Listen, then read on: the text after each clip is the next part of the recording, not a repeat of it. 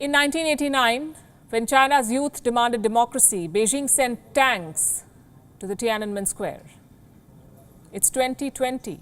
The Chinese cannot send tanks to Hong Kong. So Xi Jinping has quelled the pro-democracy movement by slapping Hong Kong with a punishing law. China is calling it the Hong Kong National Security Law, one supposedly aimed at protecting the city's sovereignty and national interest. Nothing could be further from the truth. This new law will choke Hong Kong. It hammers the very principle of one country, two systems. It undermines Hong Kong's autonomy and is China's weapon to stop protests in this city. Because this is all that China cares about. What does this new security law say? That's a question that no one will be able to answer right now. Do you know why? Because Beijing has never made its draft public. They've imposed a law and not told people what it's all about. Hong Kongers do not know what has hit them. But some things have been made amply clear.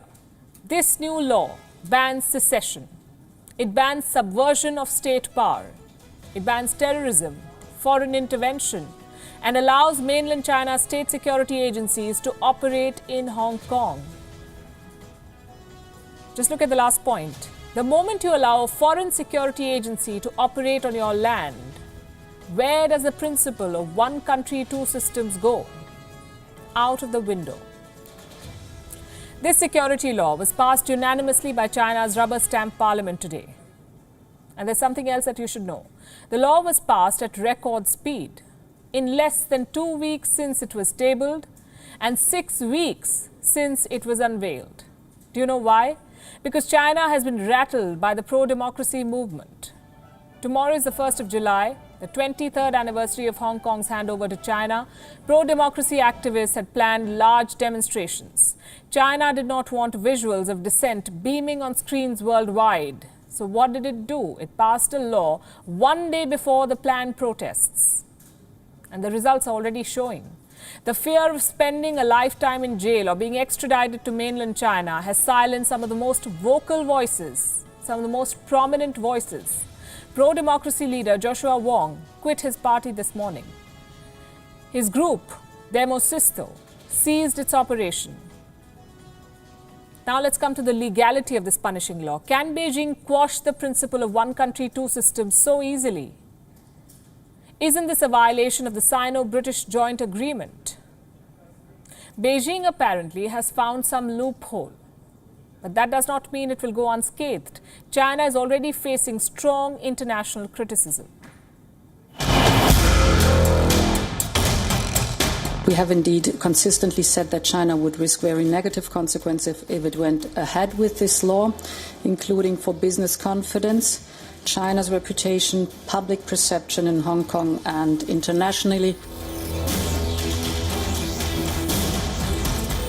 This enactment of national security law undermines credibility from the international community in the principle of one country, two systems. We are obviously deeply concerned about the decision to pass the national security law in Beijing as it affects Hong Kong. We will be looking at the law very carefully.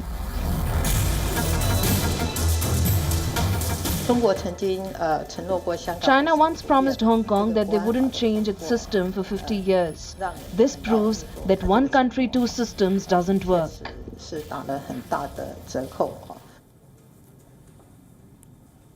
Will these words translate into action? What consequences can China possibly face for taking away Hong Kong's autonomy? For starters, alienation. The United Nations has already called the situation in Hong Kong quote-unquote urgent. The US Senate has passed a legislation. It imposes sanctions on those who support this Chinese law. Individuals and entities both, they face sanctions. The law will also cost a lot of money. Hong Kong would lose its stature in the region, probably lose business to Singapore or Shanghai. Will businesses continue to invest in Hong Kong after the city loses its autonomy? Experts say many companies are expected to pull out.